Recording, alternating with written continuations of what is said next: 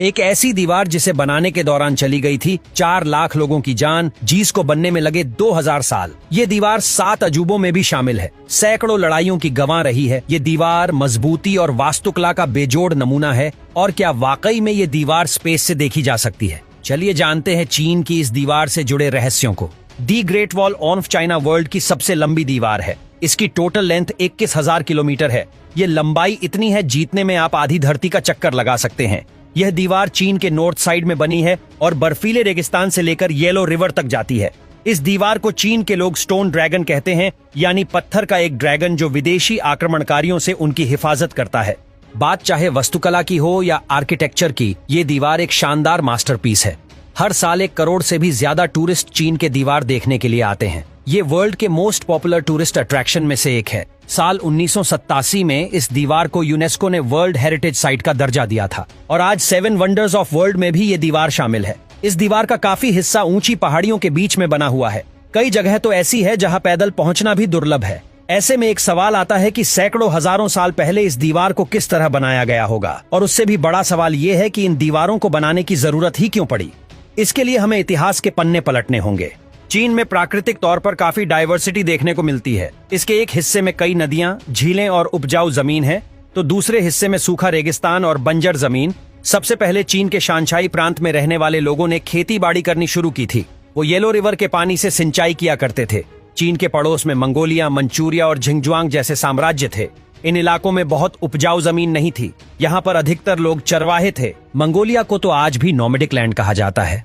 ऐसे में यहाँ रहने वाले चरवाहे अक्सर चीन में लूटपाट करने के लिए आ जाया करते थे।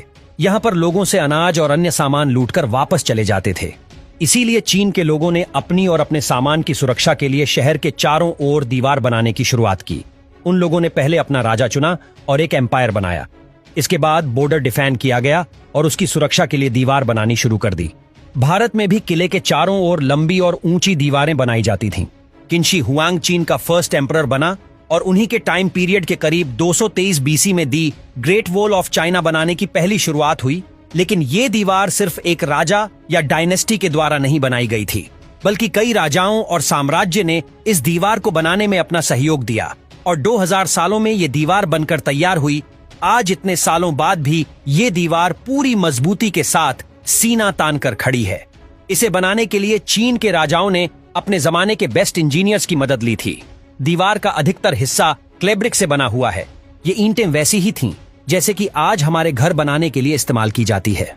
मिट्टी से ईंटें बनाकर उन्हें घंटों तक भट्टी में पकाया जाता था, जिससे वो मजबूत हो जाएं। लेकिन इन ईंटों का साइज आज की ईंटों के मुकाबले 4 गुना अधिक था। दीवार खड़ी करने से पहले नींव भरी गई है और ये न्यू ग्रेनाइट पत्थरों से भरी गई है। दीवार के बाहरी हिस्से में चिकनी ईंटें लगाई जाती थीं, जिससे कि कोई आक्रमणकारी इन दीवारों पर चढ़ने की गुस्ताखी ना कर सके। ईंटों को चिपकाने के लिए लाइमस्टोन और चावल के पेस्ट का मिश्रण तैयार किया जाता था।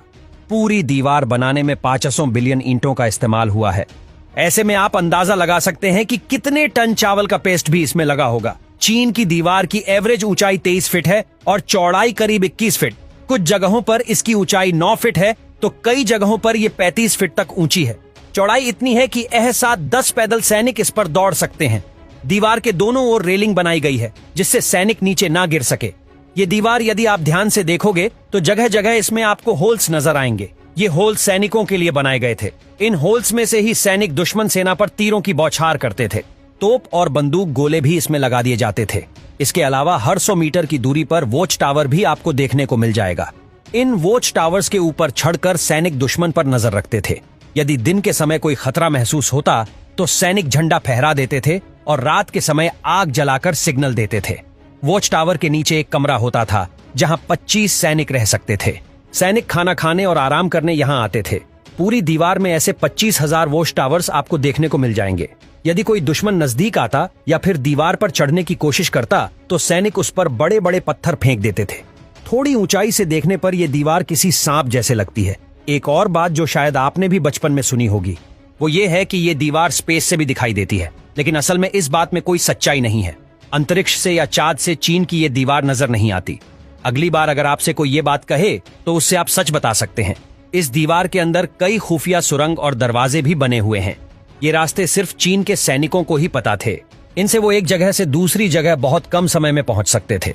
कुछ हिस्टोरियन का ऐसा भी मानना है कि इन गुप्त दरवाजों से चीन के सैनिक मंगोल में प्रवेश करते थे और वहां पर लूटपाट कर वापस आ जाते थे।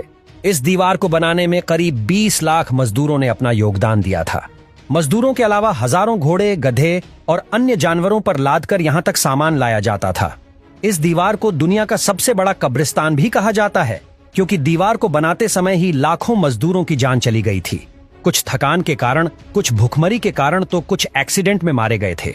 आंकड़ों के मुताबिक 4 लाख मजदूरों की मौत इस दीवार को बनाते समय हो गई थी और उन मजदूरों को पास के शहर तक भी नहीं लाया गया था। दीवार के बराबर में ही गड्ढा खोदकर मजदूरों की लाश दफन कर दी जाती थी, इसलिए इसे सबसे बड़ा कब्रिस्तान भी कहा जाता है। इस दीवार को बनाने का मकसद सिर्फ दुश्मनों की एंट्री पर रोक लगाना नहीं था, बल्कि प्रसिद्ध सिल्क रूट की सुरक्षा को देखते हुए भी ये दीवार इंपॉर्टेंट मानी जाती है। सिल्क रूट पर जो व्यापारी सामान लेकर ट्रैवल करते थे, उन्हें बीच में ही लूट लिया जाता था। उस समय दुनिया भर में सिल्क की डिमांड काफी अधिक थी।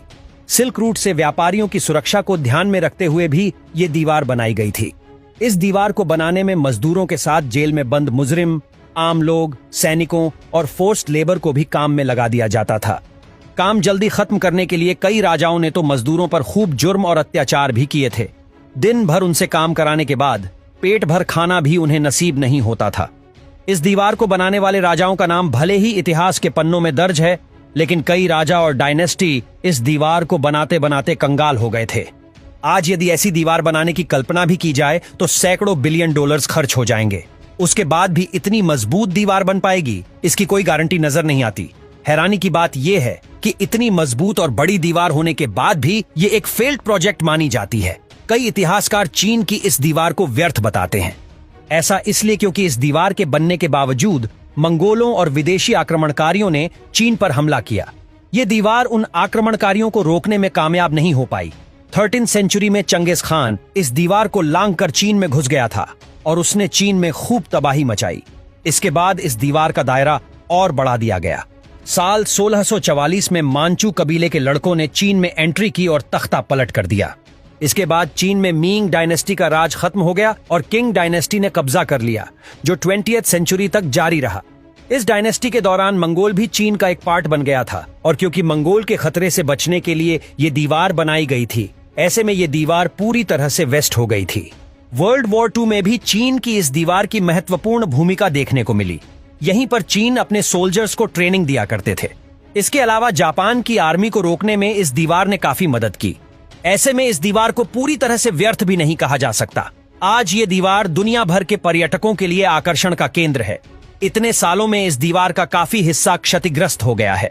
1960 से 70 के दशक में आसपास के गांव वाले लोग अपना घर बनाने के लिए इस दीवार से ईंटें ले जाने लगे थे।